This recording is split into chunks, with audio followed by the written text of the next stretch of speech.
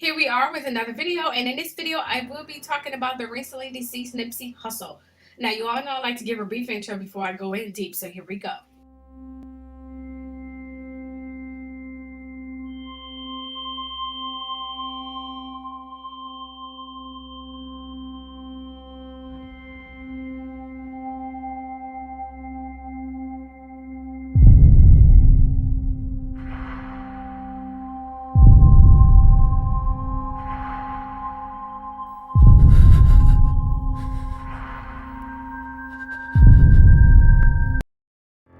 Ermias Aksham, aka Nipsey Hussle, was born on August 15, 1985 in Los Angeles, California, but was raised in the Crenshaw neighborhood of South Los Angeles with his mother. His father was a refugee from Eritrea to the U.S. who had escaped war from his homeland. He later went to his father's homeland and he said going there educating him, and he wanted to change. Meanwhile, later on in Nipsey's life, he became a member of the street gang, the Crips. His name was given to him by a friend who was rumored to have been a part of that street gang. In 2005, Nipsey had released a mixtape called Slauson Boy Volume 1 that later became his record label. He did release many more mixtapes thereafter. He later signed with Cinematic Music Group and Epic Records. And then, of course, he released many more mixtapes thereafter, which led him to collaborate with Drake on his song Killer. Then he sort of blew up after that, which led him to his other business ventures with Steve Carless, who's the head of the Marathon Agency with Karen Civil and Jorge Penish. Nipsey silently had invested a lot of money into the company. Nipsey had also inaugurated a clothing line as well with the company. Oh, and I'm sure most of you may have learned that Nipsey had a child with Lauren London, whom he started dating in 2013, and they had a child together in 2016. And so on and so forth with his many career endeavors. Let's get personal and deep into his death. It's the dramatic last video of rapper Nipsey Hussle, gunned down in Los Angeles. Oh my goodness! Paramedics worked frantically to keep him alive. Bystanders are in shock. Are you serious? He was very well respected, so this is a huge loss. Old school play the OJs, trying to make a slow change. Nipsey Hussle's stunning death is trending #1 on Twitter. Celebrities are flooding social media. This doesn't make any sense. My spirit is shaken by this, tweeted Rihanna. R.I.P. Nipsey. I just spent Thursday with him filming a video for a beautiful new song, wrote John Legend. From Jada Pinkett Smith. My heart bleeds for all those who love him. Basketball great Steph Curry spoke about him at a post-game press conference. Definitely a sad, tragic event. Obviously, send prayers to his family. Here's Jim Murray. This is where Nipsey Hussle was killed, outside his clothing store in South L.A. The gunman opened fire at close range, then jumped in his getaway car. As soon as news broke about the shooting, fans gathered here outside the store, and they're still here today. He was doing so much for the community. He was an artist that really cared and that really always came back to where he was rooted from. A mysterious video has surfaced of a young man claiming responsibility for the shooting. Police are not saying whether the video is a credible lead. Hussle attended the Grammys in February with his girlfriend, actress Lauren London. His first album was nominated for Best Rap Album. He and London were photographed for the March issue of GQ. GQ posted this video of the couple. Hey, what's up? I'm Lauren London, and I'm sitting here with the amazing Nipsey Hussle, the great.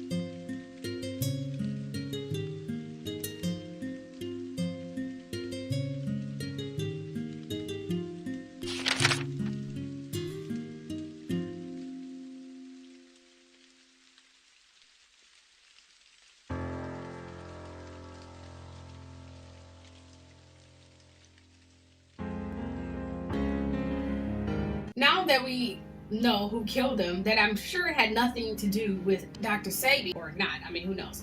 Well, it was told that before Nipsey's death, he revealed that he was making a documentary profiling the life of Dr. Sebi, claimed that he successfully cured AIDS and others. You see, in the late 80s, Dr. Sebi, whose given name was Alfredo Darrington Boatman, was a center of several criminal proceedings for practicing medicine without a license. In 1988, the state of New York sued Dr. Sebi, making unsubstantiated therapeutic claims. After he paid for ads in the Amsterdam News, the Village Voice, and the New York Post saying that AIDS has been cured, the New York State Attorney told Dr. Sebi to take down the ads or face legal ramifications. Of course, for an initial fee of $500 and $80 for each additional visit, patients were told they could be cured of AIDS and other diseases. The cures consisted of various herbal products, for each of which USHA made therapeutic claims. The state said in its lawsuit against the medical practitioner at a time when people were dying from AIDS in record numbers. Dr. Sebi was a leader in the natural remedies movement. As part of Dr. Sebi's practice, he prescribed a strict vegan diet and cut out alcohol, sugar, and iodized salts to help the body regenerate and heal itself, which I'm living proof becoming a vegan is the best thing I've ever done. My mind is clear and my eyesight is better. I mean, I feel better than I ever have before, among other things. Anyway, Dr. Sebi took his findings to trial in New York, whereas the medical practitioner provided examples of 77 patients he claimed to have cured. Although Dr. Sebi won the case, information about his treatment was never popularized. I mean, that brings us to the present. It was during a recent interview with the Breakfast Club, Hussle explained why he wanted to bring new attention to the work of Dr. Sebi. Let's take a listen.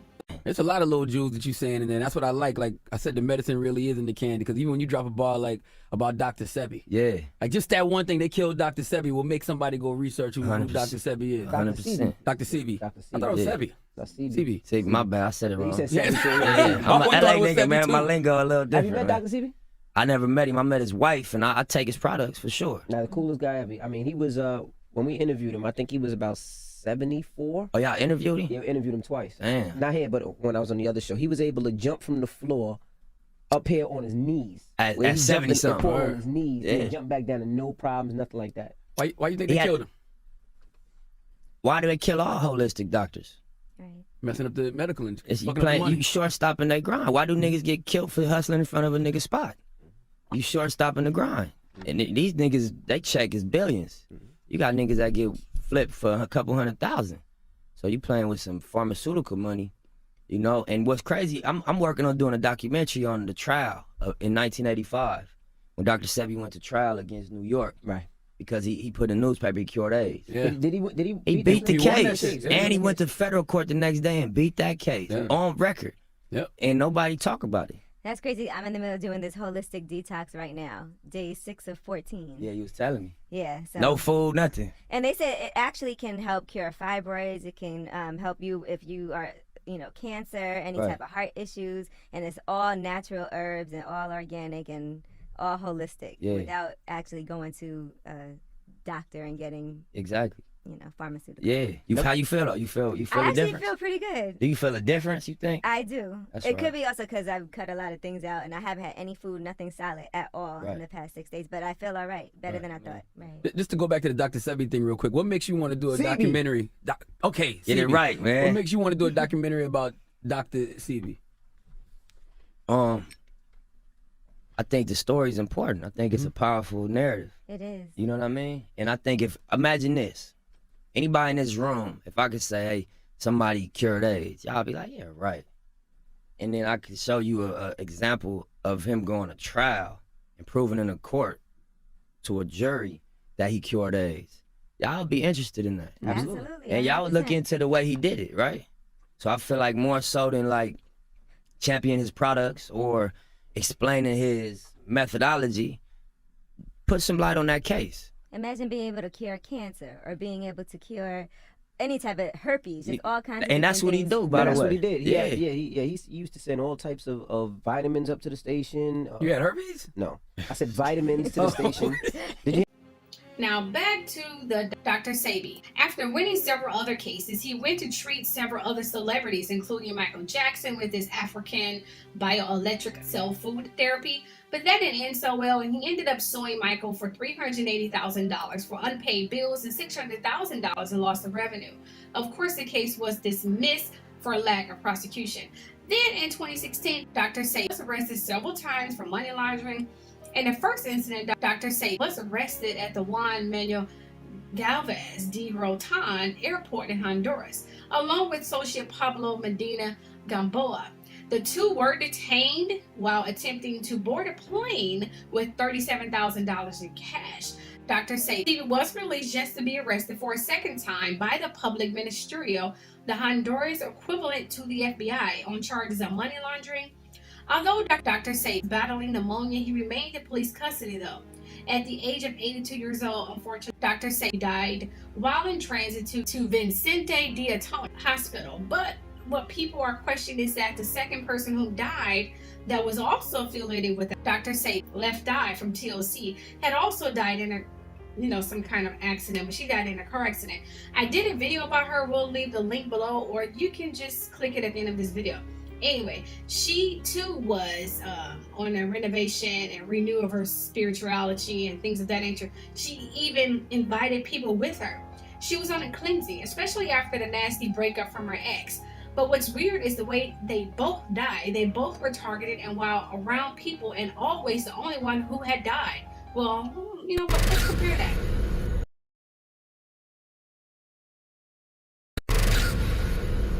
Left Eye had heard about Dr. Sebi, and whom she prayed to God for answers about healing and spirituality. She said this: "I just could not believe that there was not a cure for, I don't care what disease, especially AIDS." Left Eye said in the clip. Let's take a look at that clip. I met a lot of good people out there who suffered from various different diseases and whatnot. And I saw with my own two eyes many people recover from what their ailments were. It's a very good experience. It was a great experience for me. I go just to get away, just to relax, just to clear my mind. You know, you don't always have to, well, like I said, disease doesn't always have to be a physical thing. You know, I kind of feel like we all sick in some kind of way.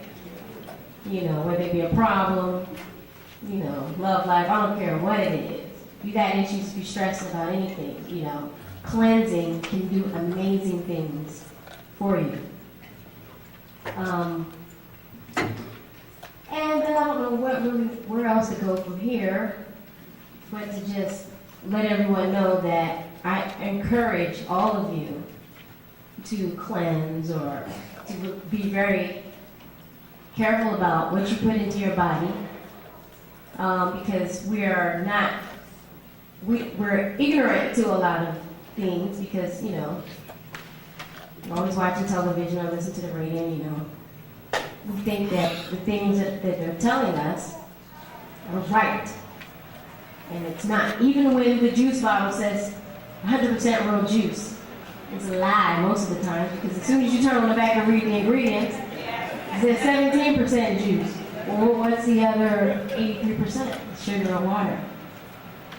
So we just gotta, you know, open our eyes, open our minds, and really focus on our vehicles and cleaning it out. That's what I did. I didn't know who I was asking for, what I was asking for. All I knew was I had some questions that needed to be answered. And one of them that was really, really heavy on my mind was the cure for anything. You know, I just could not believe that there was not a cure for, I don't care what disease, especially AIDS. I could not believe it. And about a week later, I was in the studio talking to a producer friend of mine named Michael Anthony. And he just decided to tell me about a man that he knew who had the cure. And when he said those words, I said, there's the answer. He's got to be the one, because I was asking for the real thing, coming to me telling me about this man, and that man was Dr. Sebi. So, yes. it was told that Nipsey found about Dr. Sebi through Lisa. So what are the signs? Well, their connections with Dr. Sebi, the number 33, with Nipsey, that's a Freemason number, but it's also a biblical number and a spiritual number. It's an angel number. So was the death of Nipsey a sacrifice for the truth?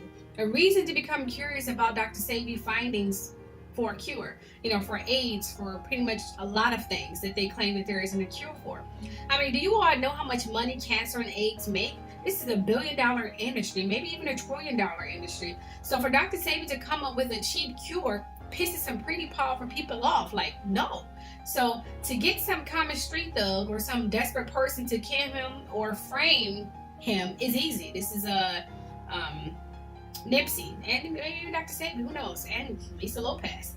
I mean, look what they did to R. Kelly, Michael Jackson, and many others. So this Eric Holder person, who's supposed to be the suspect in killing Nipsey, may have been hired to do this, or it could just been some jealousy thing, some rift, who the heck knows.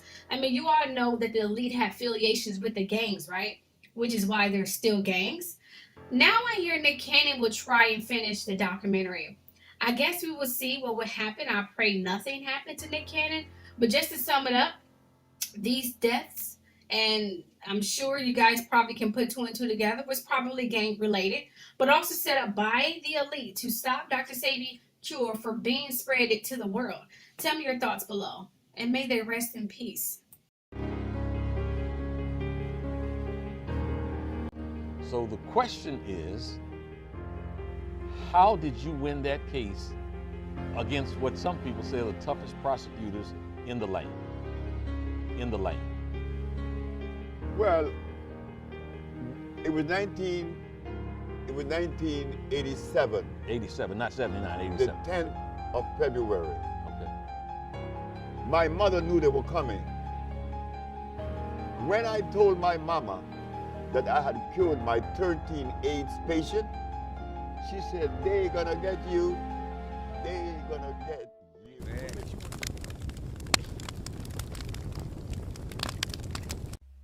Oh, don't forget to stop and shop in my online merchant store. And also don't forget to subscribe, like, and share. And also don't forget to follow my Instagram, Twitter, and Facebook. I post on them every day. Hope to see you all there. Love you all. Bye.